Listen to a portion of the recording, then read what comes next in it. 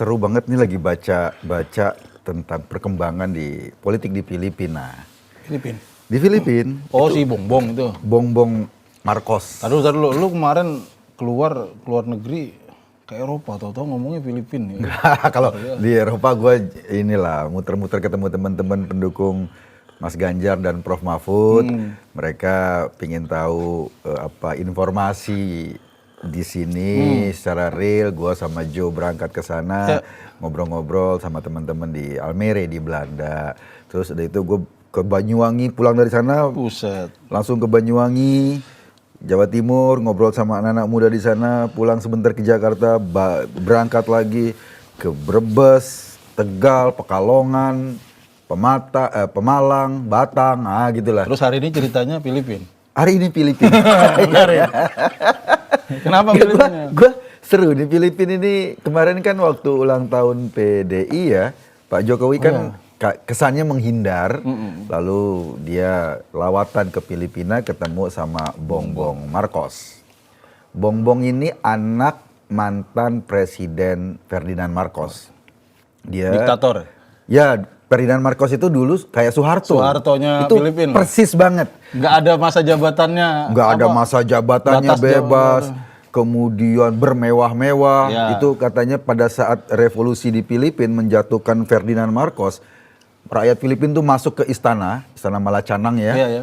Itu ngebuka sepatunya Imelda. Imelda itu istrinya Ferdinand Marcos. Koleksi itu sepatunya. 4 ruangan bro, sepatunya dan harga sepatunya luar biasa. Gitu loh. Paling kalau artis kita punya 1-2 sepatu kayak gitulah. Imelda tuh punya 4 kamar sepatu penuh.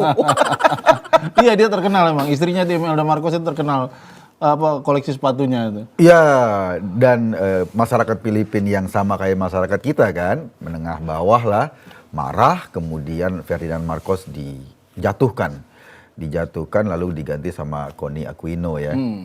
Nah, anak bekas diktator itu naik jadi pemilu. Jadi presiden. Ikut pemilu presiden. Kemarin. Ikut pemilu presiden. Dia menggandeng anaknya Duterte. Sarah Presiden Duterte. sebelumnya. Presiden sebelumnya. Itu persis kayak Pak Jokowi Gibran sekarang. Iya. Persis. Marcos sama Soeharto persis. Bongbong anaknya Marcos. Terus Pak Jokowi Bongbong menggandeng Gibran. Sarah Duterte. Anak presiden sebelumnya. Iya, sebagai wakil presiden. Iya. Pak Prabowo mantunya Pak Harto. Iya. Gitu kan? Dan Bongbong menangnya pakai gaya joget-joget. Nah, itu dia menarik. Bongbong menang di Filipina itu lewat kampanye TikTok.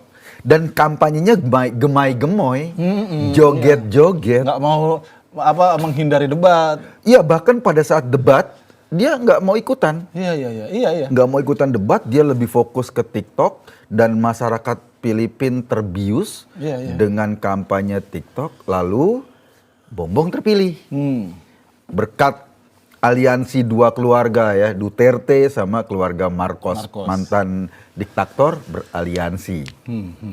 Terpilih. Udah terpilih nih bro sekarang. Sekarang rame lagi. Kenapa ini? Karena Bongbong pingin mengubah konstitusi Filipina. Oh, ya. Konstitusi yang mengatur batas kepresidenan. Masa presiden waktu bapaknya digulingkan itu 87, kemudian ada amandemen lah konstitusi. Ya, kita jadi kan 98 ya. Dia duluan tuh. Dia duluan 87. Ada amandemen konstitusi Filipina yang membatasi masa jabatan presiden. Kalau di Filipina itu cuma 1 kali. Iya. Selama 6 tahun. Iya.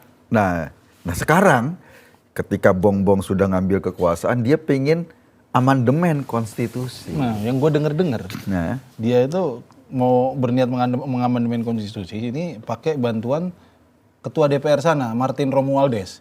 Yang mana ini adalah sepupunya Bongbong. Ini kayak MK. Pusing kita. Pantes Pak Jokowi ke sana ya. Oh iya, ini ini mirip banget loh. Petanya bekas keluarga diktator. Iya. Menggandeng calon wakil presiden, anaknya presiden. Yang ada kampanyenya joget-joget lewat TikTok, gemai-gemoy.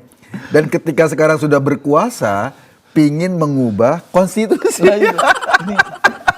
Dan waktu itu kan lu menganalisis lah, kalau seandainya pun Prabowo menang dibantu Jokowi, nanti bukan berarti segalanya mulus, malah rentan konflik tuh kan. Oh iya pasti. Nah ini kejadiannya, istilahnya Duterte sekarang konflik sama Bongbong. Iya, jadi kemarin di Davao ya, anaknya Duterte yang cowok itu ya, siapa namanya gue lupa itu, dia gubernur Davao. Davao itu kayak kota terbesar kedua di Filipina.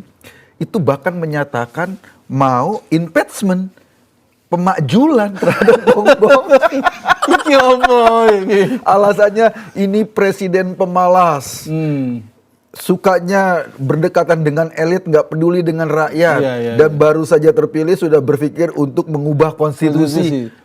Kok gue lihat ini kayak ramalan masa depan Indonesia.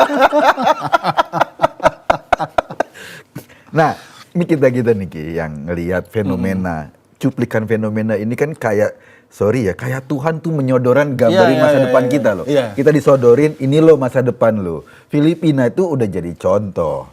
Lo cukup belajar dari Filipina, jangan kemudian lo juga ngerasain suasana seperti rakyat Filipina yang sekarang politiknya lagi hancur-hancuran. Kacau ya. Kok bisa, bener kata lo, kok bisa cocok-cocok gitu ya sama Itu dia tuh. Makanya gue pikir ini penting jadi pelajaran kita. Iya bener. Mungkin rakyat Filipina nyesel. Nyesel, kenapa sih gue dulu pilih presiden yang cuma bisa joget gitu. Yang debat nggak mau. Yang gitu. Debat nggak mau, yang debatnya nggak etis, yang debatnya nggak mau ngomong karena katanya mempertahankan rahasia negara. Iya kan, mungkin rakyat kita akan kayak gitu. Nah, gue nggak tahu apakah di Filipina waktu zaman Duterte itu juga ada bansos. Gue nggak tahu. Ini bansos tapi, iya Duterte pakai gak ya? Apa sih itu Bongbong ya? Iya, Bongbong kan pasti kan lewat Duterte kan, karena presiden yang masih eksis waktu itu Duterte untuk melancarkan anaknya jadi wakilnya Bongbong. Jadi pelajaran apa Mas yang bisa kita petik dari situ Mas? Pelajaran yang bisa kita petik menurut gua satu, ketika dalam politik gitu ya, koalisinya hanya didasarkan pada kepentingan sesaat dan tidak ada ikatan ideologi melulu kekuasaan, itu ketika mereka berkuasa, mereka akan cakar-cakaran sendiri. Mereka akan bertempur sendiri karena masing-masing saling mengintai bahwa atau mencurigai pihak lain. Betul. Ini keluarga Duterte mencurigai keluarga Marcos yang mau berkuasa full. Keluarga Marcos si Bongbong ini juga khawatir keluarga Duterte akan menjadi kompetitornya dia ke depan gitu loh. Jadi Bongbong sekarang berantem sama keluarga Duterte. Nah ini menurut gue juga poin lain adalah bahwa satu, jangan pernah bergantung sama figur. Ngasih cek kosong sama figur. Gantungan kita adalah konstitusi. Benar. Nah, artinya gue sering denger kan ya, oh kalau sama Pak Jokowi, ya Pak Jokowi pasti niatnya baik. Kalau hukum diotak-atik sama dia itu pasti niatnya baik sebetulnya gitu misalnya. Nah buat gue itu keliru besar tuh. Jangan pernah menggantungkan nasib kita pada niat baik orang gitu loh. Dalam politik ya. Apalagi kita nggak tahu bener niat baik apa enggak. Lah ya iya itu loh. Maksud gue makanya kayak ada aturan gini bahwa soal penyelenggaraan pemerintahan yang bersih, salah satunya adalah menghalangi mencegah adanya nepotisme. Nggak perlu ditanya Eko jadi pejabat di sono terus dia bawa adeknya, kira-kira Eko bisa netral nggak, bisa objektif nggak sama adik? Nggak perlu ditanya bahwa ada hubungan keluarga, udah tik, putus gitu loh. Misalnya hakim aja nggak boleh mengadili. Misalnya begitu, ini ada Pak Jokowi, ada Anwar Usman, ada Gibran yang diloloskan gitu ya kan? Nah, itu kan nepotis. Kita jangan lagi ngomong ini pasti tujuannya baik Pak Jokowi, nggak ada itu. Iya, baik buat siapa? Iya makanya. Mungkin baik, tapi baik buat siapa? Kan baik buat keluarganya Pak Jokowi berbeda dengan baik buat rakyat. Gitu loh. Mungkin kata Pak Jokowi, ya tujuan saya baik kok. Namanya orang tua ya harus memberikan fasilitas buat anaknya. Itu tujuan baik, mulia. Mulia dalam konteks dia kepala rumah tangga. Tapi dalam konteks dia kepala negara jadi bermasalah. Padahal gitu, juga nggak boleh tuh ngasih makan atau membesarkan keluarga dengan nafkah yang haram gitu misalnya kan gitu. Misalnya kan nggak boleh gitu. Iya, bahkan sekarang ada isu ya, Katanya Gibran akan membuka berapa sekian juta lapangan pekerjaan. Iya, 19 juta. 19 juta lapangan pekerjaan. Terus ada yang komentar, wih gayanya membuka lapangan pekerjaan. Oh sekarang nyari pekerjaan aja dibantuin bapaknya. Lah itulah, anak presiden aja dicariin kerja loh sama Iya, bapaknya. Apalagi kita bantuin ini. bapak. Gimana? Nah itu suasana ya bro. Gue cuma pengen gambarin gini.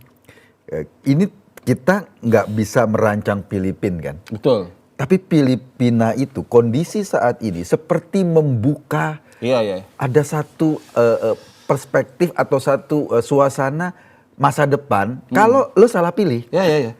Artinya ini kan sebetulnya potensi kalau kekuatan A ketemu sama kekuatan B jadinya bakal kayak gimana. Lihat aja beberapa bulan kemudian. Iya. Ini kan mirip-mirip sama kita kan. Iya. Maka kemungkinan potensi kayak bukan berarti pasti terjadi, Iya. tapi potensi kayak begini sangat besar. Nah sekarang malah si Duterte tuh, anaknya Duterte yang gubernur Davao itu menyerukan pemilu. Jadi katakanlah Bongbong menang satu putaran. Iya. Menghemat 27 triliun. Nah, ketika pemilu ulang nanti, kalau ada yang terjadi, bukannya hemat malah babak belur. Mana duitnya boleh minjem. Mana duitnya boleh minjem dari luar negeri lagi kan jadi babak belur kita. Nah makanya ya itu tadi kan emang gue bingung ya itu kayak Pak Jokowi itu mencarikan pekerjaan buat Gibran gitu misalnya. Yeah. Orang kan bilang ada yang ngeledek gitu kan. Anaknya presiden aja dicariin kerjaan sama bapaknya gitu kan lewat MK gitu. Kita lihat sendiri bapaknya juga kan pekerjaan orang diambil, kerjaannya mensos, pekerjaannya apa, menteri kan diambil. Dia yang turun langsung bansos sampai di pinggir jalan tuh. Iya, sekarang Pak Jokowi kesannya kayak menteri sosial ad interim. Oh, iya. Dia kan paling seneng tuh gitu ngangkat orang ad interim. Dan memang paling lucu nih, lu bayangin bansos. Bansos kita itu katanya bakal ada bantuan sosial 600.000. Jadi sebulan 200.000. Tapi dirapel. Jadi bantuan sosial itu sampai Januari, Februari, Maret, dirapel akan disebarkan pada Januari atau minimal Februari sebelum tanggal 14. Sebelum pencoblosan lah. Sebelum pencoblosan gitu ya. Iya. Ini kan agar orang mengasosiasikan ini adalah kebaikan hatinya Pak Jokowi yang makanya kita berterima kasih pada anaknya. Ya nggak benar juga sih. Iya. Itu pembodohan. Ya. Bansos itu adalah kebijakan yang diketuk bersama antara presiden, pemerintah ya. Dirumuskan oleh kementerian, diokein sama presiden mengajukan ke DPR diketuk. Jadi semuanya terlibat. Iya, semuanya terlibat. Pada saat pembagian namanya bantuan sosial harusnya lewat jaringan Kementerian Sosial. Dan itu duitnya bukan duit pemerintah. Itu Ya, duitnya duit rakyat. Duit rakyat. Tetapi karena Menteri Sosialnya berbeda afiliasi atau katakanlah dicurigai karena berbeda partai, maka diambil semua pekerjaannya sendiri. Untung aja bansos ini tidak diserahkan ke Pak Luhut misalnya. Nanti kesannya Luhut lagi. Diledekin tuh kepala pundak Luhut lagi. Soalnya anaknya Pak Luhut nggak ikut kontes. Iya. Jadi anaknya Pak Jokowi yang ikut kontes, makanya Pak Jokowi yang turun langsung. Makanya gue juga heran ya dengan karakter kayak gini.